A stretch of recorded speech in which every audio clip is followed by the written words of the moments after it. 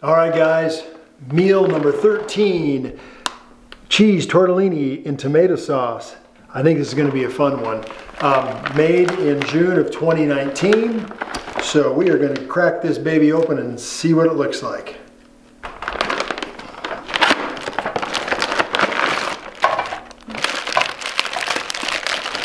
We've got crackers, a sleeve for measuring out beverages, hot beverages. There's our stove, accessory packet. Ooh, hot sauce, lemon lime beverage powder, vanilla pudding dessert powder. Wow. Trail mix, recovery. What does that mean? If I'm on the trail and I want to recover, I eat the mix? I'm not sure. But... oh, chocolate peanut spread. And that's the tortellini itself. What is tortellini? Tortellini is a square piece of pasta, so a noodle, but it's square flat.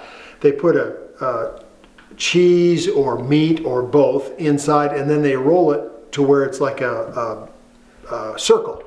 And yeah, that's what tortellini is. All right, let's get our tortellini in the oven and get that warming up while we open everything else up.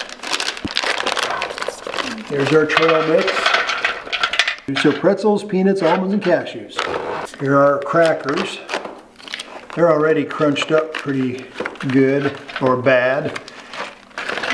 If there's more, there we go.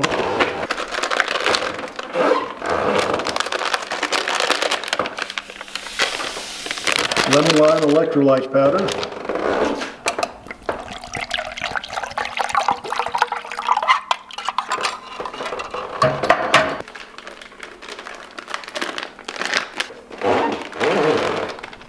I've never heard of pudding powder. I haven't either. Well, you know what I have. I mean, you make pudding, Jello pudding, and all that stuff. That's true. So that may be. It shows how much we've made pudding. Let's see here. So we're going to just. That should be about 4 ounces, is my guess. And I will see if we can keep that sealed up.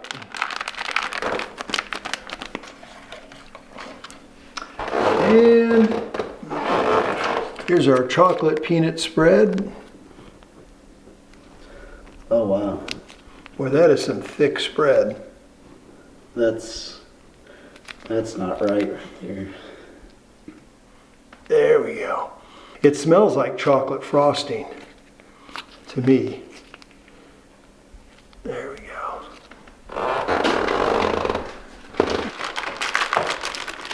Our accessory pack has our gum. There's our creamer.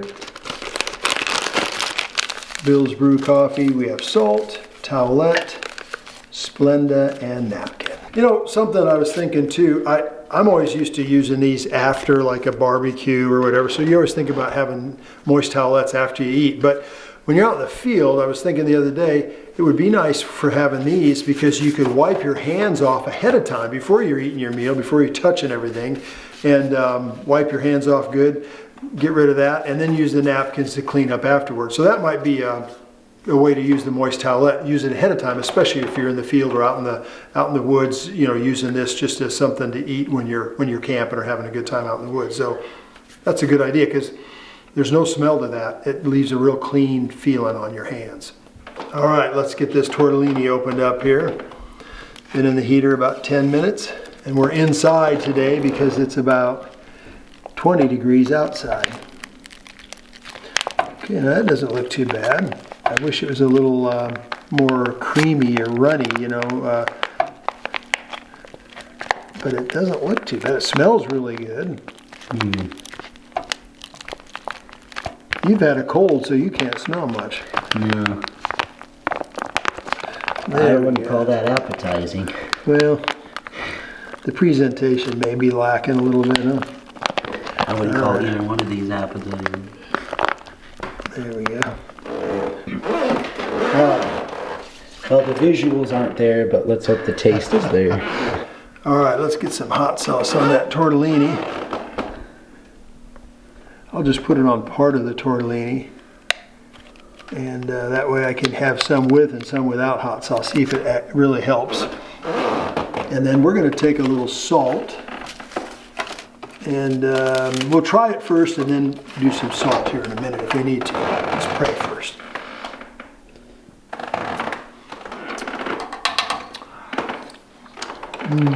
All right, guys. Tortellini.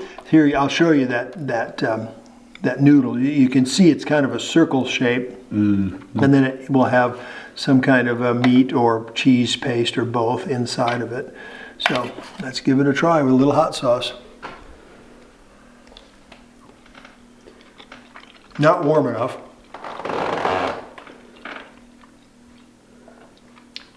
Okay. That had the hot sauce on it. Is the hot sauce super hot? It's not super hot, but it's hot, and you know me, I don't much care for hot. Hang on. That's the Gatorade kind of stuff. That's not bad. In fact, that's pretty good. Now we'll try the stuff without the hot sauce.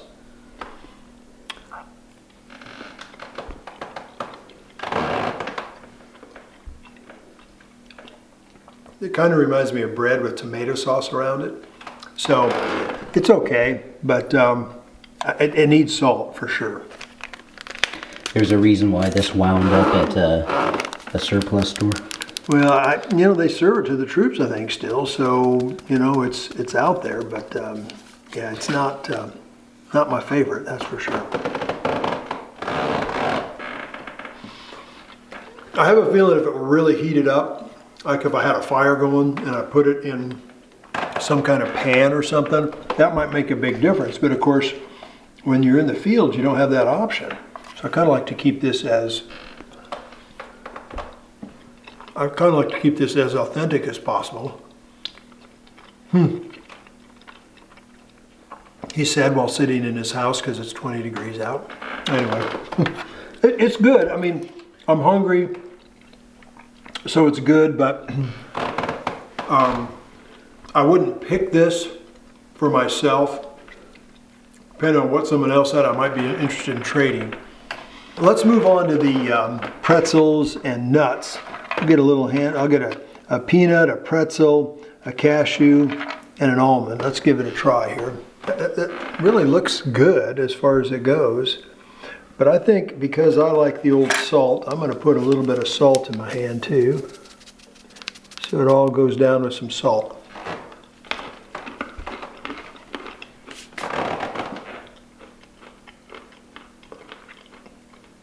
That's good.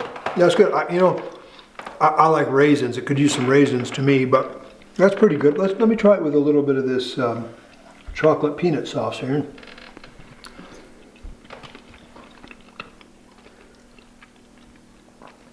Wow. That chocolate peanut sauce with the nuts, dang, that is really good. And the pretzels, shoot, that's good. I can see how a pretzel. Yeah. Can I try it? Sure. I'm actually I'm very going to curious. Try that. What do you think? Yeah, it's like the inside of a Reese's cup or something like that. And then you put some pretzels to it. Watch this. Watch this. We're going to smear a little bit on the cracker. And then I'm just going to kind of build me a little... It's really quite tasty. Seriously, quite tasty. There we go.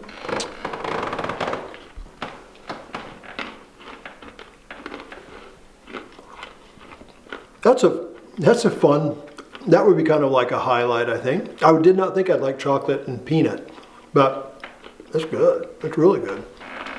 Cleanse your palate.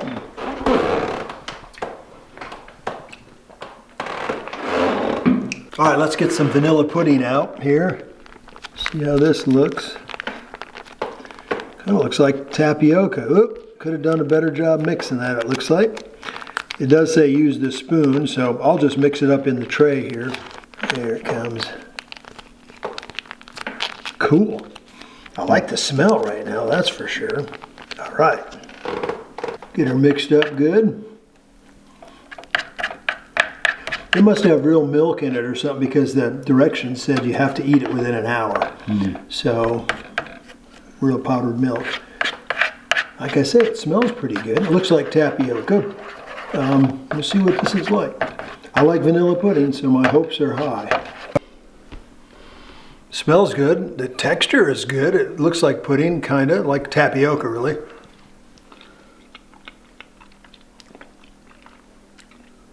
It's definitely vanilla pudding. That's pretty darn good for that quick and in the field. Let's try this. I'm kind of excited to do this. A little bit of peanut butter chocolate, a little bit of vanilla.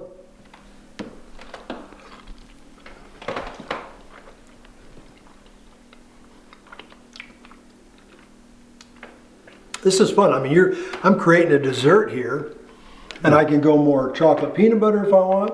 I can go more vanilla if I want. I'm going to throw some nuts in this thing this time. So we'll do a little of this. Throw a pretzel in, right? Yeah, that paste is nothing to look at, but it's actually pretty good. It's actually pretty doggone good, isn't it? Mm-hmm. So I've got cashews and nuts, and a little bit of chocolate peanut.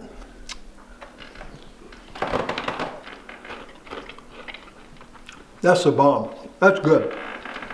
The problem is, of course, you just have the main meal, which is just the tortellini, and everything else is kind of dessert-like to me.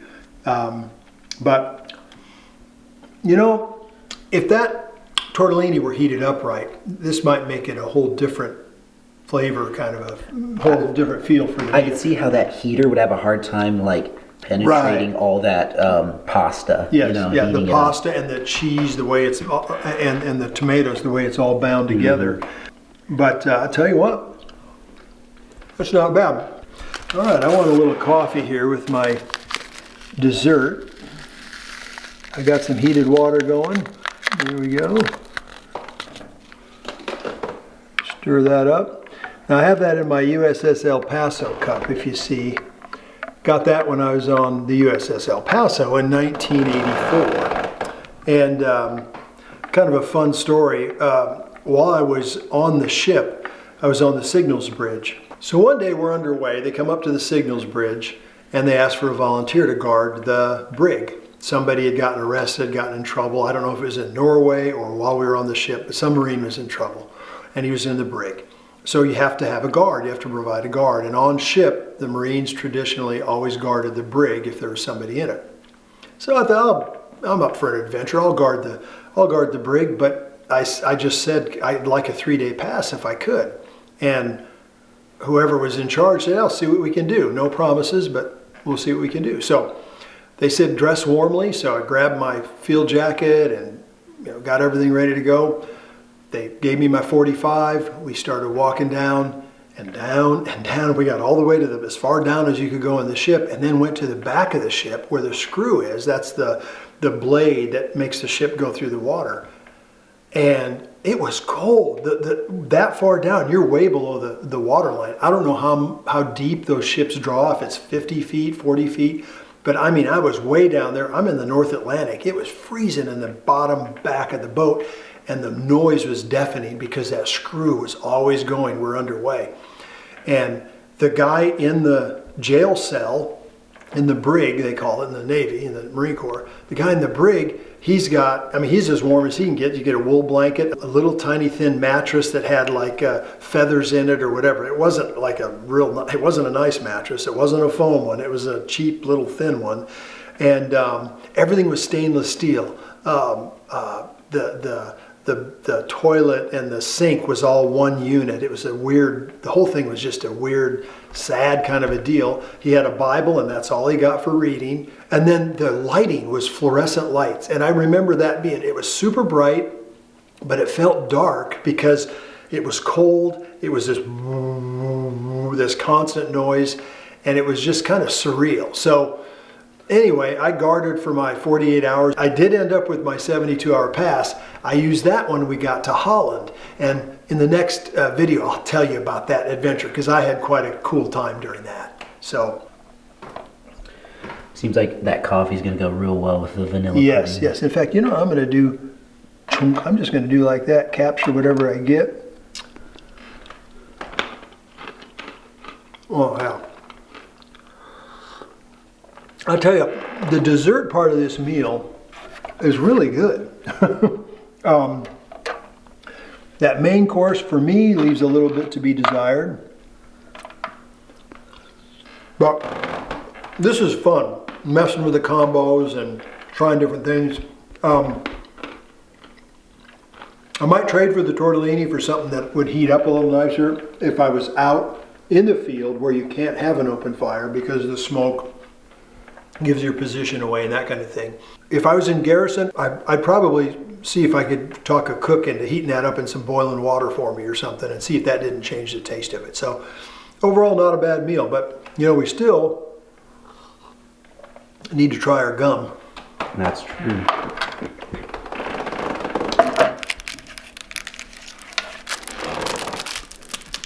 All right, share the gum again. Yes, sir. Thank you. Cheers. Cheers. Cinnamon again. Cinnamon again. A lot of the modern ones have cinnamon. Yeah, and that's, I think this is the third one in a row that's had cinnamon gum. So, guys, overall, a decent meal. I give it about a 6 because that dessert, the whole dessert nut thing really raised the bar there. So, I give it about a 6 out of 10. Thanks for hanging out. Let's get after the next one.